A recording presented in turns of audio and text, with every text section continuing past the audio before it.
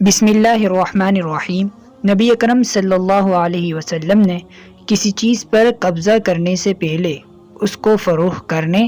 اور اس سے نفع حاصل کرنے سے منع فرمایا ہے۔ یعنی کوئی شخص اگر کوئی چیز خرید تو لے لیکن خریدنے کے بعد اس کے اوپر قبضہ نہ کرے اور قبضہ کرنے سے پہلے ہی اس کو آگے فروخت کر دے اور اس سے نفع کما لے تو یہ جائز نہیں،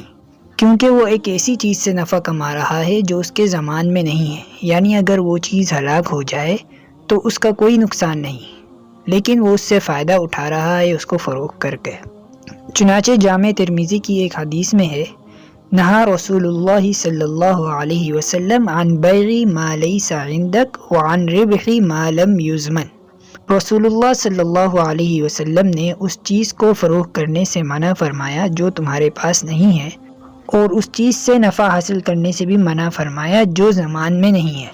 یعنی جو چیز انسان کے اپنے زمان میں نہیں آئی اس پر اس کو نفع لینا جائز نہیں۔ زمان میں نہ آنے کا معنی یہ ہے کہ اگر وہ ہلاک ہو جائے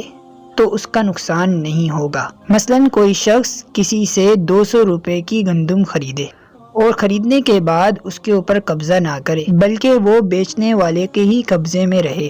تو وہ بیچنے والے کے ہی زمان میں رہتی ہے۔ چنانچہ اگر وہ چیز ہلاک ہو جائے تو نقصان بیچنے والے کا ہوتا ہے۔ خریدنے والا یہ کہہ سکتا ہے کہ بھائی میرے پیسے واپس دو، لیکن اگر خریدنے والا خریدنے کے بعد قبضہ بھی کر لے اور اس کے قبضہ کرنے کے بعد وہ چیز ہلاک ہو جائے تو زمان خریدنے والے کا ہوتا ہے۔ اب خریدنے والا بیچنے والے کے پاس جا کر یہ نہیں کہہ سکتا کہ بھائی میں نے آپ کی دکان سے خریدا تھا اور مثلا راستے میں آگ لگ گئی اور سارا سامان ہلاک ہو گیا، لہٰذا میرے پیسے واپس دو۔ خلاصہ یہ کہ بغیر قبضہ کیے کسی چیز کو آگے فروخت کرنا اور اس سے نفع حاصل کرنا جائز نہیں۔ البتہ زمین کی خرید و فروخت کا معاملہ اس سے جدا ہے کہ مثلا اگر کوئی شخص کوئی زمین خرید لیتا ہے اور اس پر قبضہ نہیں کرتا اور قبضہ کیے بغیر ہی آگے فروخت کر دیتا ہے تو اس طرح فروخت کرنا جائز ہے۔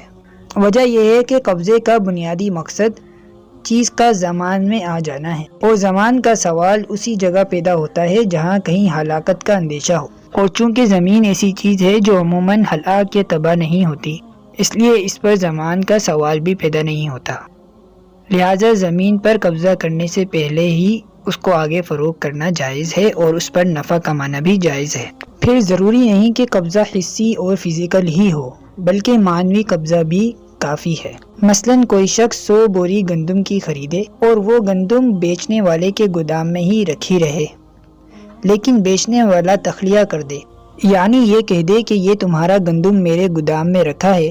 تم جب چاہو اس کو اٹھا کے لے جاؤ،